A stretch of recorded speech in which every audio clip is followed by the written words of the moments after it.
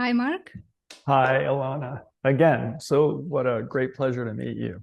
I've enjoyed your book, and I went through a guiding process with Liberation Unleashed, and it was really important and valuable to me. So thank you very much.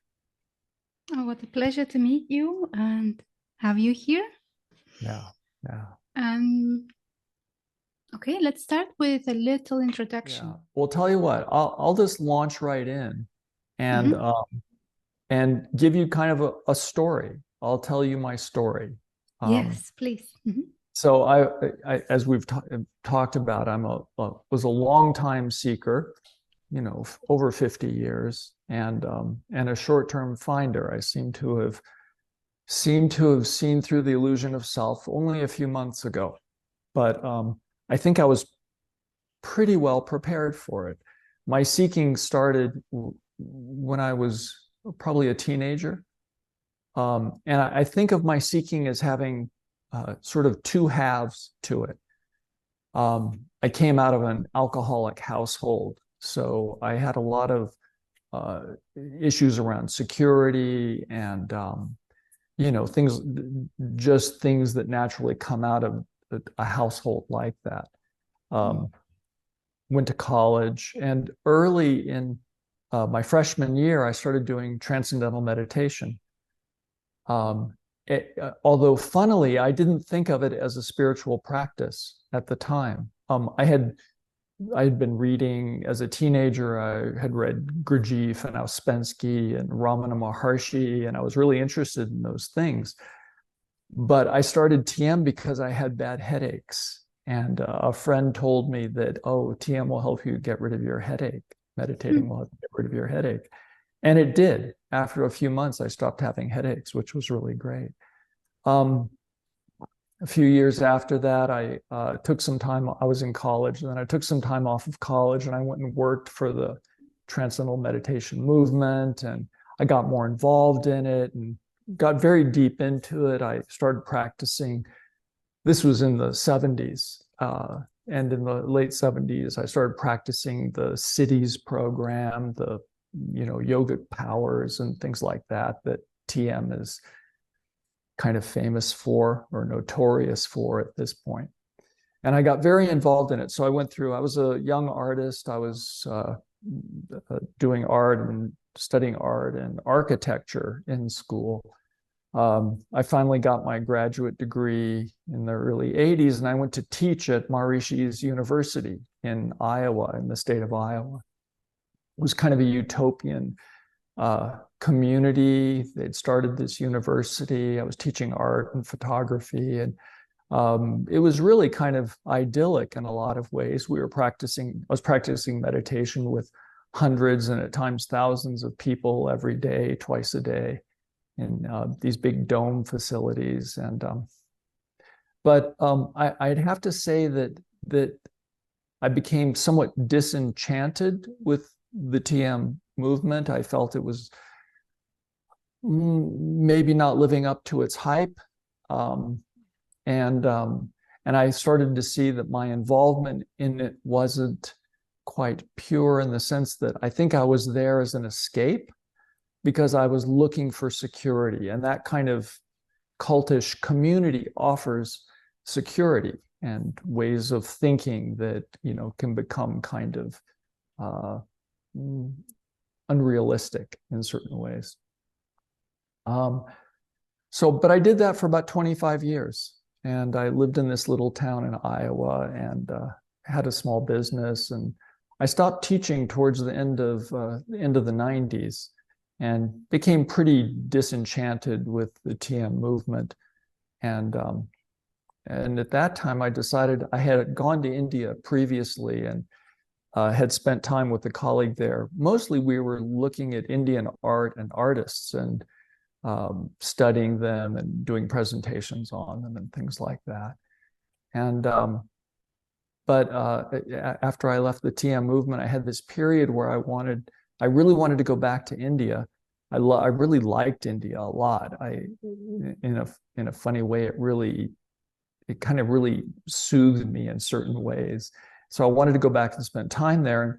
before I went, and I was going to do a photography project while I was there. And but before I went, I was looking at this book, and it was a book about different Indian teachers and ashrams, and I ran across this page that in the book, which was about this teacher Ramesh Balsekar, and there was something in this. I was reading this little page about him. There was something that he said. I'm just going to paraphrase it because that was years ago, but it was something like, "How can you think you have free will if you don't even know what thought is going to come into your head next?"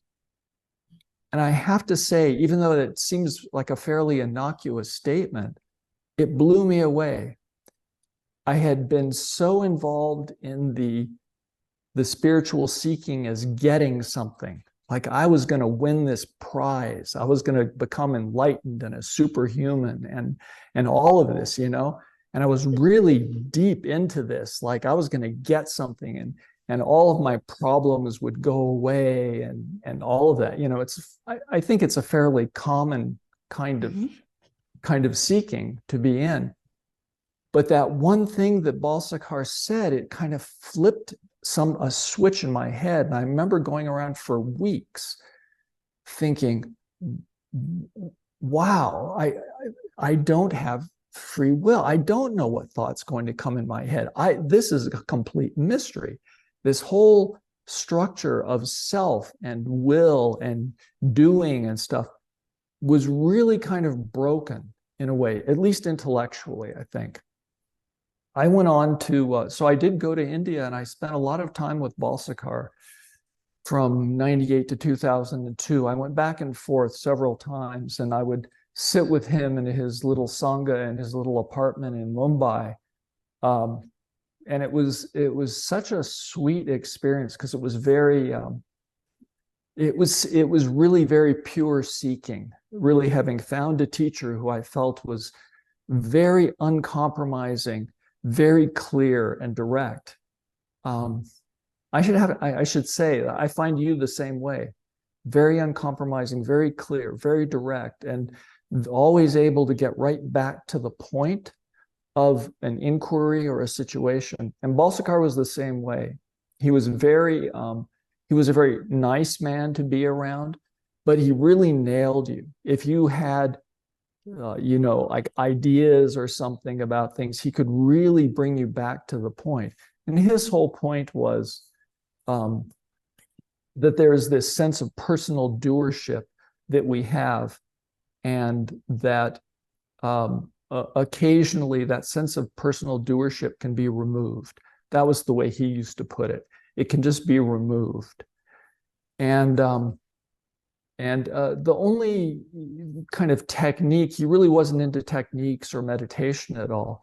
But the one thing he would say was that, well, Ramana used to say to do self-inquiry. And I was talking to him one day about it. And he said, let me clarify. Ramana's was, who am I? And Ramesh said, what he meant by that was, who is this me? And so for many years after that, this is around the turn of the century, so many years I would just kind of keep that, who is this me? And get these little glimpses, little taste of something opening up, some little spaciousness opening up around that question. But the little me was still pretty tight, you know, it was really hanging on there. Mm-hmm. And I had gone through some changes in my life, and I left Iowa, and I moved to New Mexico, and this was in 2016. And I had some thoughts about, I'd really like to, I was kind of away from all spiritual communities at that point. I kind of had this feeling like I kind of like to be around people, you know, who were seeking.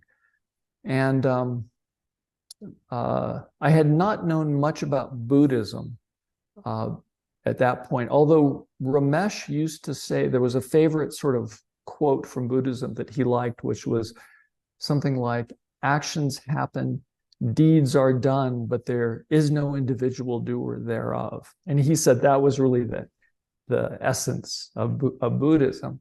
So when I came, I moved to Santa Fe, New Mexico, and I found there was a lot of different Buddhist communities here. So I kind of went around and checked out all the Buddhist communities and landed at one of the Zen centers. And I started doing Zen meditation.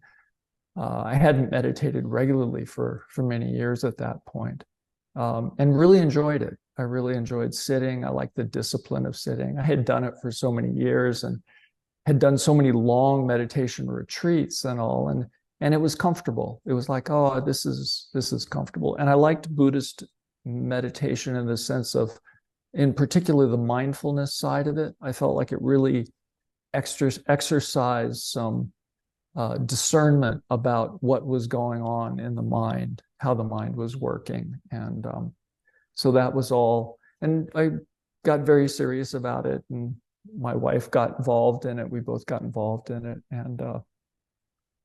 And then soon practicing, I was really practicing and had a teacher, Henry Shookman, here in Santa Fe. And I worked with Henry for several years, and actually got involved with the organization of the Zen Center, the Mountain Cloud Zen Center here in Santa Fe. But then what happened was, so I was still doing all that. I'd had an accident a number of years ago, where I fell and I'd hurt my neck. And it caused a fair amount of pain. And at some point, I'd been meeting with a neurosurgeon, and they'd been looking at it. And finally, he said the pain was getting more significant. He finally said, it's probably time that we do surgery. So in early June, I went over to the Mayo Clinic in Phoenix, and my surgeon was there and had this fairly straightforward procedure where they kind of fix a disc in your neck. And so we were staying at a hotel next to the hospital. So I had the surgery on June 6th. And then on the morning of June 7th, I had some post-surgical discomfort and kind of a rough night, but I got up and I sat on the floor to do my morning meditation. And at some point, fairly early in the meditation, something dissolved. It's simply some sense that had always been there, kind of like a little knot. I thought of it as a little knot or a little nut, and it just dissolved. It was no longer there. Tears started coming. I was laughing. I told my wife, I said, boy, something just happened, And it's funny because been doing this, all this seeking, and probably a fair amount of understanding. But when that sense of me disappeared, I had a sense of, I think I know what this is, but is this it? And so we went around, we went for a walk afterwards. My recovery was actually very smooth from the surgery. A lot of the pain disappeared. I was feeling pretty good within a few weeks. And there was just this spaciousness and awareness and this sense of, boy, things feel kind of okay. And there was this thought, I guess it's the surgery. I had just had this big surgery. I'm feeling much better. There isn't much pain. But there was something else going on too. That sense of me, which had always been kind of this knot, kind of separating me and causing a kind of discomfort or dissatisfaction all the time, was gone. And there, like I said, that was gone, and it was replaced by this sense of spaciousness, or openness, or something like that. Some people say, it's supposed to be blissful. I didn't really seem particularly bubbly or anything, but it seemed okay. Like, boy, I really feel okay. And I felt okay for days and days and days after days. And I had never felt that in my life. I had about one good day out of 4 days in my life going, So this was significant. And yet I kind of was still like, what is it? Is this what I've been, is this that thing that we talk about?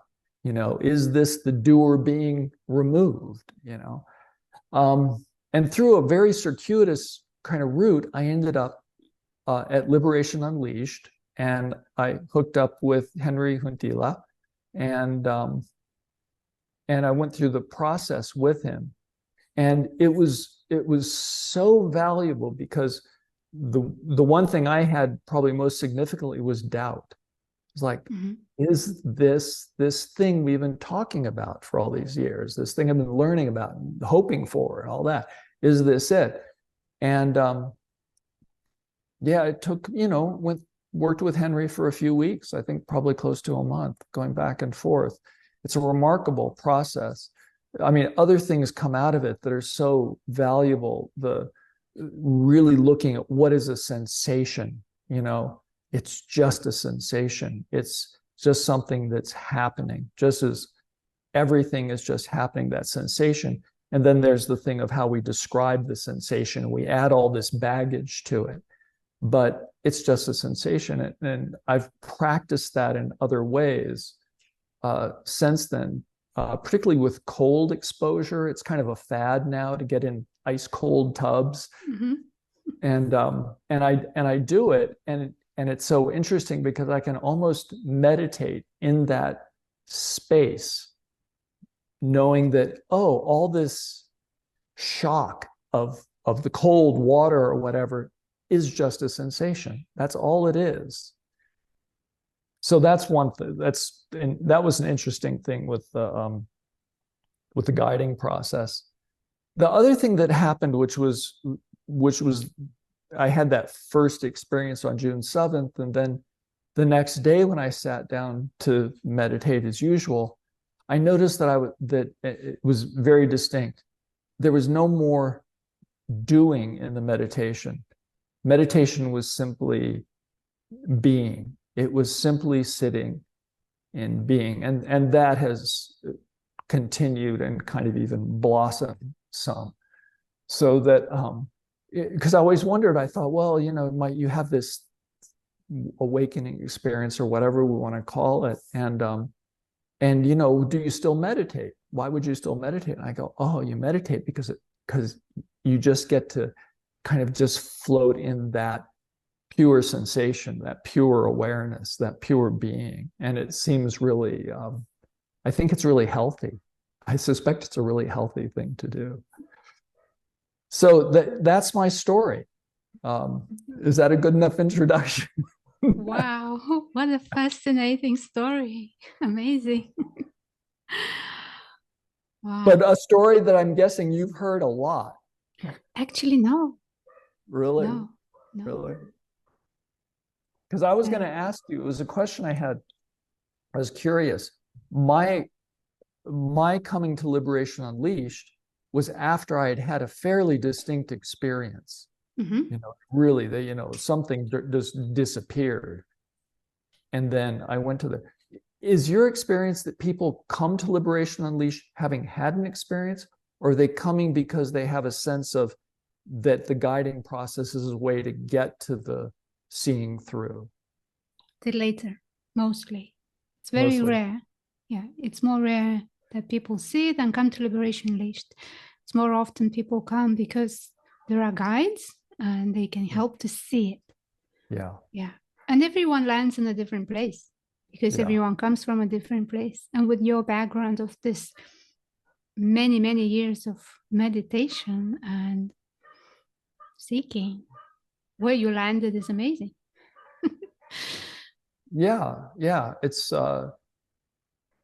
It's wonderfully ordinary. I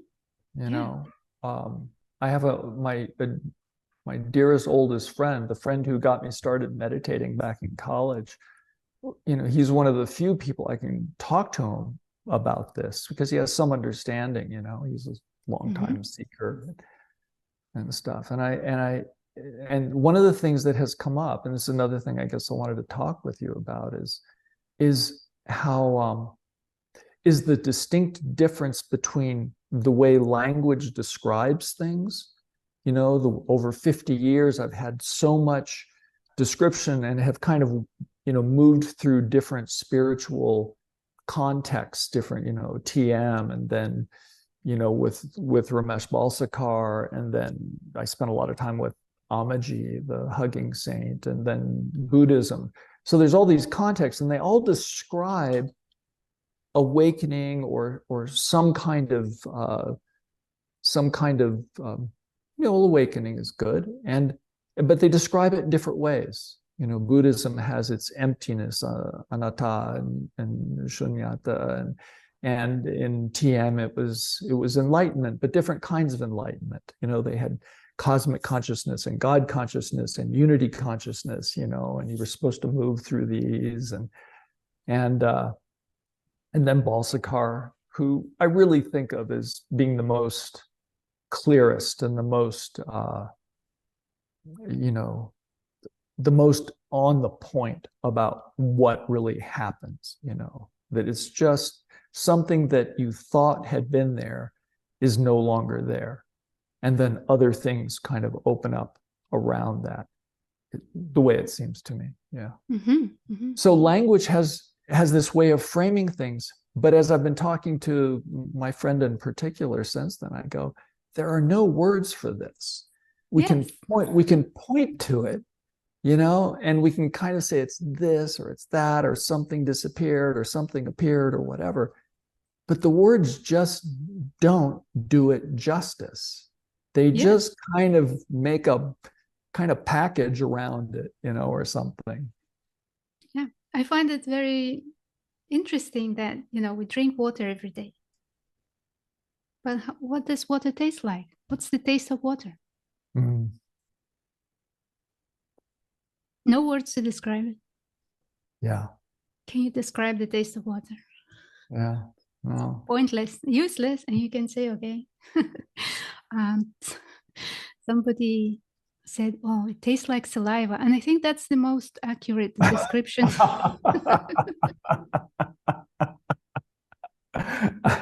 It tastes like your mouth. Yeah, it tastes like saliva. It's pretty accurate, I think. Oh, that's funny. That's funny. But otherwise, we don't have water for something we drink every day. We have experience every day.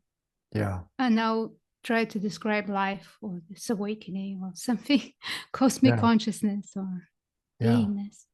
No words. And yet it's here. We know it. Yeah.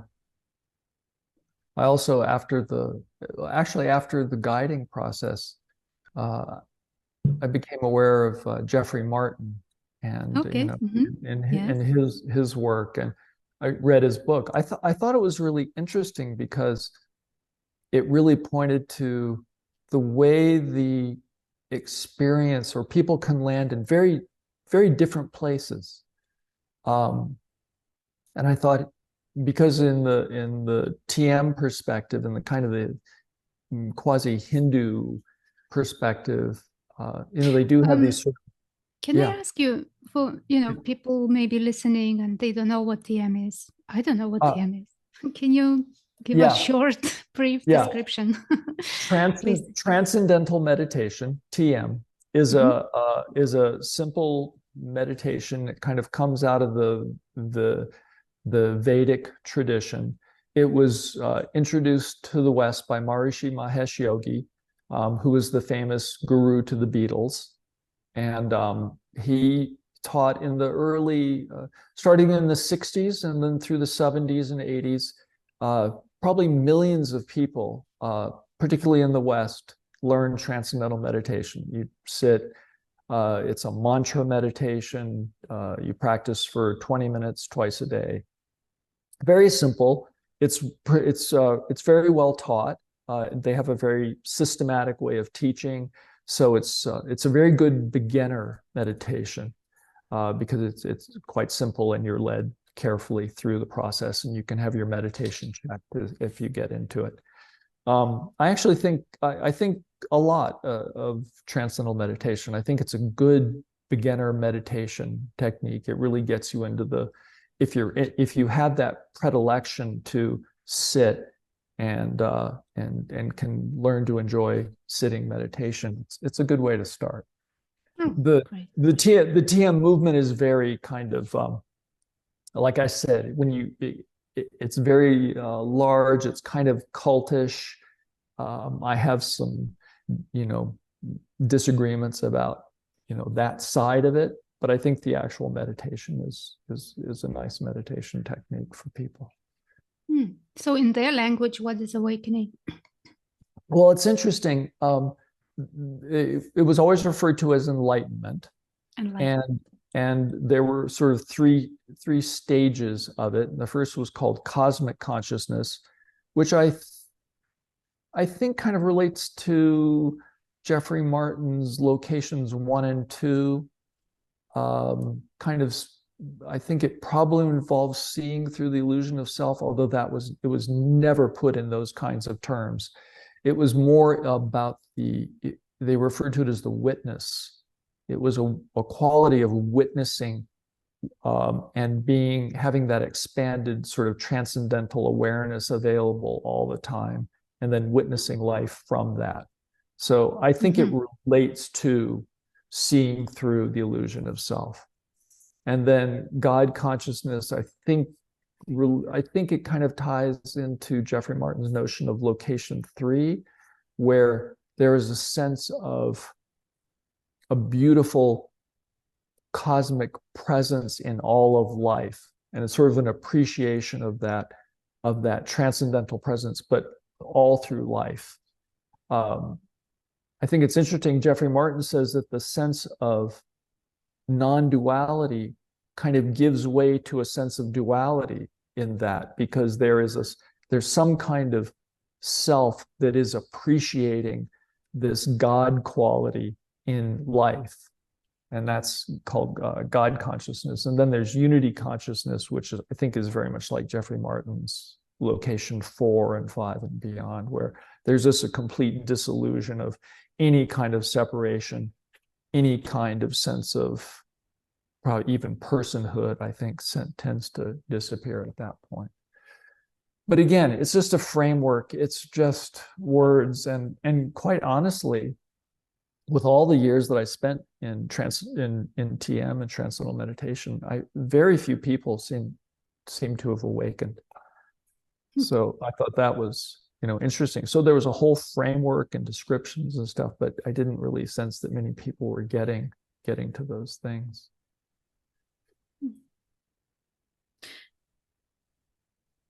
I like this metaphor that I use sometimes. It just shows how everyone is describing it differently, using different words, but they all describing the same thing. And I use this example of, let's say, 10 painters painting a lake and a mountain. Like everyone is looking at this mountain and a lake, and they're using different strokes, different colors, different techniques and different expressions. And you can look at these paintings and you say, yeah, I can see it's a lake and a mountain. It's a lake and a mountain. Yes, I can see. I like that one better. I don't understand that one quite a bit. But yeah, I can see that they are painting the same thing. But in the end, it doesn't matter, because you have your own canvas and you can see the mountain and the lake. And then you describe it with your words, your strokes, your colors, your expressions. And you know that they are describing the same. Right. Exactly the same, just using different style. So for me, what is most interesting and delicious, let's say that, is when people just start seeing, like you, only a few months, and you still have your fresh way to express it, fresh way to say stuff, because you see it. You don't need to use anyone else's words anymore. You know. Yeah. That's the difference between seeking and finding. Right. Yeah, because seeking is looking at other people's expression, right, trying to compare them, thinking that doesn't make sense, that sounds good, but it's not like, look, I see it, I see. That's the difference. That's the difference. And it's a lot of confusion now, because so many people are describing, so many people are talking what this is not, how it is for them. And the poor seeker behind the video is trying to figure it out, hopelessly. Yeah. Rather than, okay, what do I see?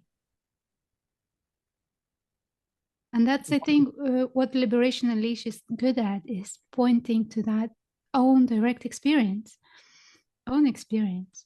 Yeah. Like That's terrific. stopping the seeker in the tracks of, this said that, that said that. Who cares? Yeah. Well, That's really lovely. Another thing that's interesting is when you in the seeking phase and you're thinking about this awakening and getting to this notion of no self, and you know that obviously, I can't disappear, there has to be something. And I ran across, there's a nice book by a Buddhist scholar named Jay Garfield. And he has this book called Losing Ourselves. And he goes through it's a scholarly book. It's all philosophy and stuff. But he makes a nice distinction between self, which is a construct, and is the separator, self and other. And then he makes the distinction between self and person. He said, person is this construct, it's this mind-body organism that that goes through life, that has history, that's constantly changing. It's really kind of a process more than anything else. Has stories, has memories, is the thing that right now is communicating with you, with your person and this person. And I thought that was a really nice distinction. And that's been one of the interesting things is, while there clearly is that sense of separation has dissolved, there's still a person here. There's still, I can still tell you stories. I can still talk to my wife. I can still pet my cats, all of that stuff continues to go on. And in some ways goes on almost with more richness, or ease or something. At the same time, there's a lot of conditioning. I was lucky enough, I think I was lucky in that a number of years ago, around the time I moved to New Mexico, around 2016 or so, I was going through, kind of a crisis of, I had a lot of trauma in my life, and there were a lot of experiences that were impacting the way I was behaving and having poor relationships. And so several things happened around that time. One was that, like I said, I started doing Buddhist meditation. Mm-hmm. I started doing therapy, which was really valuable to help me understand a lot of things. And I started doing psychedelics. And I found that those three things really helped the conditioning, really helped break down a lot of the conditioning that had been very deeply kind of rooted in me. Highly reactive, lots of anger, long periods of depression, not so much recently, but earlier in my life. And so I found that those three things were really helpful. And although funnily since then, I haven't had, since June 7th, my new birthday, I haven't had as much of a sense of a need for those things. It's kind of like, but I still see that, like, oh yeah, there's still stuff here. I still see some reactivity around something. I can still see myself reacting in ways and stuff. And I'm getting a sense that the spaciousness of being makes it easier to deal with those things. But it seems to happen in a more natural kind of way. Like they come up and you can see them and let them kind of be there. The way a thought comes up and disappears, they're the same kinds of things as thoughts. They are thoughts, I suppose, technically. So I have found that really interesting, that there's still this process of being alive, of growing, of becoming more compassionate, maybe, becoming more loving, all of these things. And it seems like seeing through that illusion of self, that separation, it seems like that's when that's when life can start in a certain way. Oh, this is what you really need to be able to live, is to not have that sense of separation there. Beautiful. I agree. It's like a new beginning. I would say if you look at life and you say, oh, that was this chapter, that chapter, that chapter. And here it is a whole new book. Volume 2. Yeah. How does it go? So you've watched people move through this stage into their volume 2. Yes. What kinds of things happen from now on? Okay. Some people have a honeymoon period, which may last a day, 2 days, a week, a month, a year, but it ends. At some point, it's finished. Then what happens is the whole conditioning starts coming up. All repressed stuff starts coming up in a huge wave. And then there is work. Some go for therapy, some go for sessions, some go to learn new things like meditation. But there is a lot of work, just to clear up that conditioning. Yeah.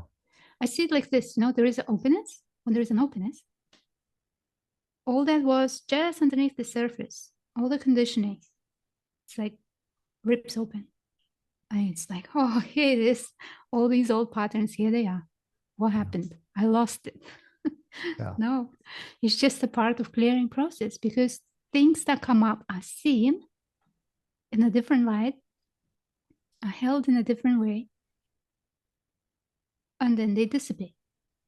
And then there is more openness till the next layer is ripped, and then there is more stuff coming out. But going through that process in the beginning, it may be very, very intense. And it depends of how much work you've done before, because that cleanup has to happen. Yeah. Like for you, you've done your homework. So you landed in this nice, stable place. For somebody else, it would be just the beginning of all the storm. Yeah. A huge storm, because the whole belief system is being shaken. Yeah. And it feels terrible. It feels horrible, because all these emotions that have been repressed, all that energy that's been trapped in the body-mind system, at some point says, now I'm ready to come out. Are you ready for me? And seeing that there is no self, in my language, is seeing that everything is happening by itself. I don't know how to put it in any simpler way than this. Everything is happening by itself. Itself, not myself, itself. Itself happening. Yeah. Right? So everything that arises, it's not me, it's not mine, it's not what I am. It's self-arising, self-staying, and self-going. So with that knowing, or with that wisdom, with that recognition, it's, as you say, it's so much easier to let it all play out. It's less resistance, or less control, or less wanting to avoid it again. Because here you are, the life is here with all this stuff facing. And you have to step in and do the work. Yeah. That's amazing. I remember Balsakar used to talk about it in a very similar way to the way you describe it, in that said when that sense of personal doership is removed, he said, then this body-mind organism gets to live in the will of God, gets to live in that flow which it has always been going through, but now it gets to actually enjoy it because that little sense of separation is removed. And that's really all it is. It's not a great big deal, but it's fundamental. It's this little knot of something that keeps us separated from what is and the flow of everything. And being able to relax into that just seems, it's such a gift. It's just amazing. I agree.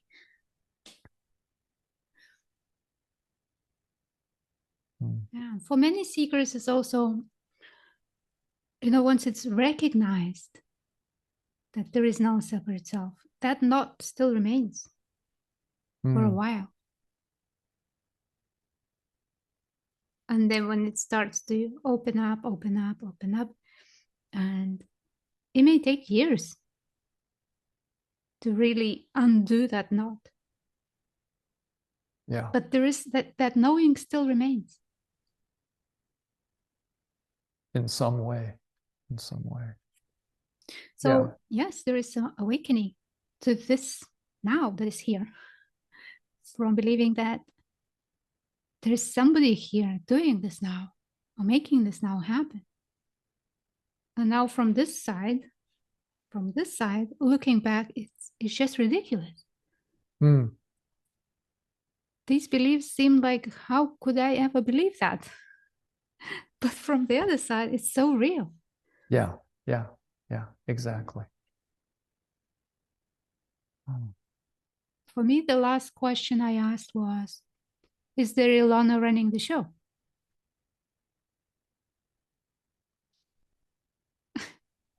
And then my mind stopped for, I don't know, a second or two, 5, I don't remember. Yeah. I was like, wow, how come I never asked this question before? Yeah. Because everything was revealed. The absence of the person or doer was revealed. Yeah. With that question, is there Ilona running the show? And I really wanted to know. It wasn't just a question, I read it. I was like, right. For real, what's going on? Yeah. I think for me, that time when I was reading the book when I first came across Ramesh, it was like, do you even know what thought? I don't. Of course, I have no control of this thing that I thought that I had all this control of life, and I was doing things and making decisions and all that. So maybe that was really the first crack for me, and it's taken 25 years actually. Yeah. For me, the first crack was when I took some magic mushrooms. Oh, yeah, you mentioned that, and I can't remember. Is it in the book? Somewhere I saw you. It is. About that. Yeah. That was the first crack. Yeah, I think the psychedelic experience, it's really been important to me in the last few years. And for me, it seems like it is the most foolproof way of using something that will turn off the little self, the little me. And it's sort of like it lets you get to experience awareness without that me thing kind of grabbing onto it. And so I found that repeating that, was, I think, mostly in a therapeutic sense, it was really helpful for me. But I think that getting a taste of that me less, no me, no mine, all that being gone for a few hours there is just super valuable.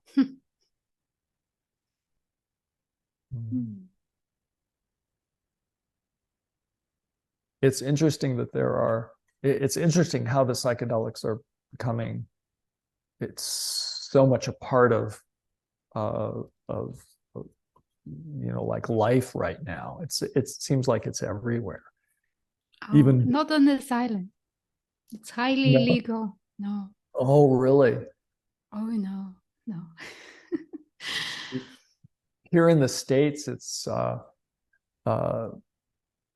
different like I'm in New Mexico. Colorado has already decriminalized plant medicines. California probably is going to. Oregon has, different states. So, and it's That's just wonderful.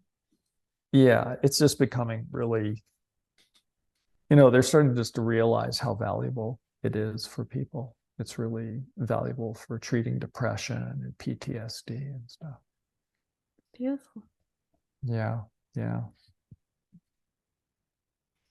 Oh, I have a question. yeah. What would be your advice to the seeker? I have this old friend, and he was I worked with him for years, and a very wise fellow. He was just interviewed by Rick Archer Okay. last week, and you talked to Rick, I know, a few years ago, right? Yes. Yeah, 11, 12 years ago. Mm-hmm. Yeah, a long time ago when he was starting. I know Rick really well. He's an old friend Nice.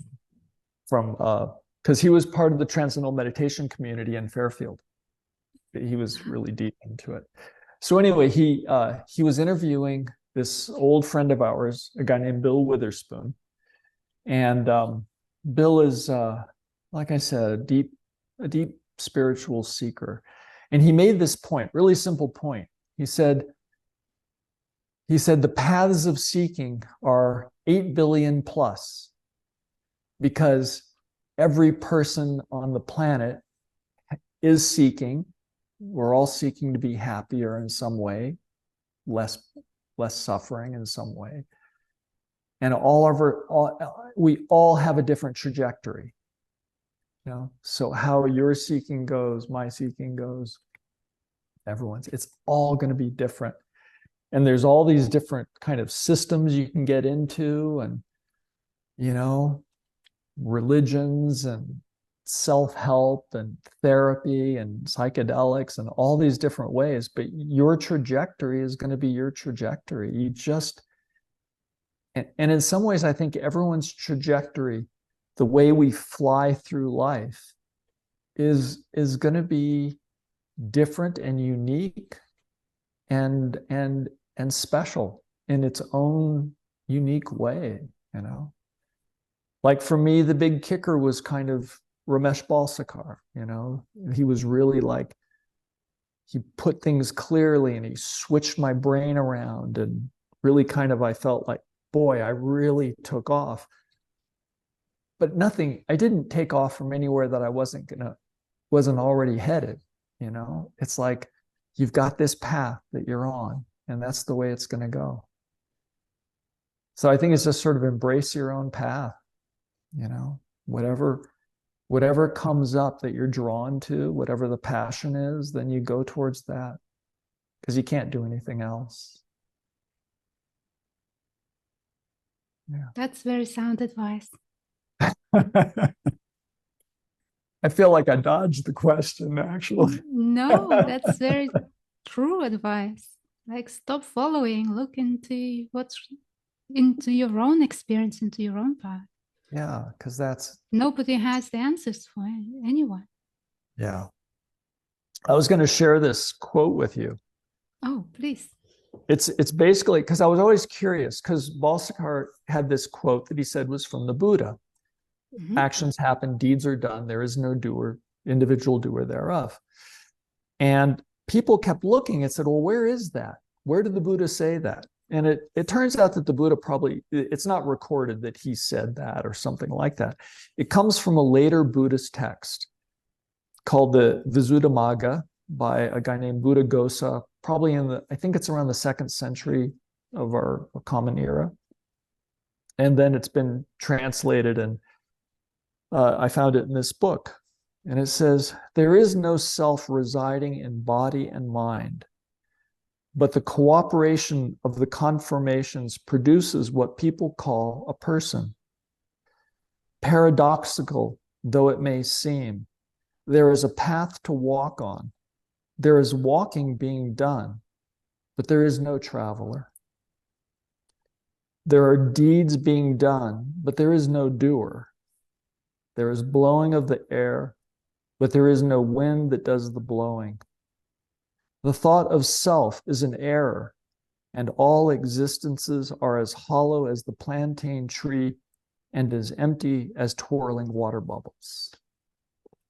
Oh, Isn't that lovely? really nice. Very nice. Yeah. Yeah. Nice to talk to you. And I feel that calmness here, clarity, no question.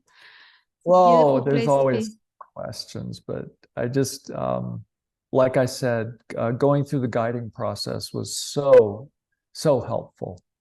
All the kind of experience and the doubt and stuff just kind of dissolved, and it became really kind of solid. And even though the experience, changes from day to day, there's certain things that are, just kind of set now. And I can't really imagine how those fundamental things would change. That sense of seeing life just happening and not being separate from that happening is it's such a gift. It's such an amazing gift. Well, thank you. Oh, thank you. Thank you very much for sharing your view and your experience. It's a pleasure. Very, very joyful to sit with Yeah. you. Yeah. Well, maybe I'll get to Mauritius someday and I'll look you up. Okay. We'll go travel. Do you think you're going to stay there? Is Mauritius your new home? Yes, I got a 10-year visa. Not visa, it's like residency, 10-year. Oh, nice. It's not difficult and not that expensive. It's not much to do here. It's just nice weather and quiet. And Mauritius has, as I recall, has really amazing animals? No, Madagascar. That's Madagascar. Yeah. Mauritius has a lot of cats and dogs. Cats and dogs. We are looking after a lot of cats. We have 4 in the house. And really? 10 outside. Oh, that's great. We have cats. We love our cats. Yeah. One is just a baby. Yeah. Well, thank you so much. Thank you so much. Yeah. I'll see you again, I hope, someday. Yes, why not? Pleasure. Okay. Bye. Bye now.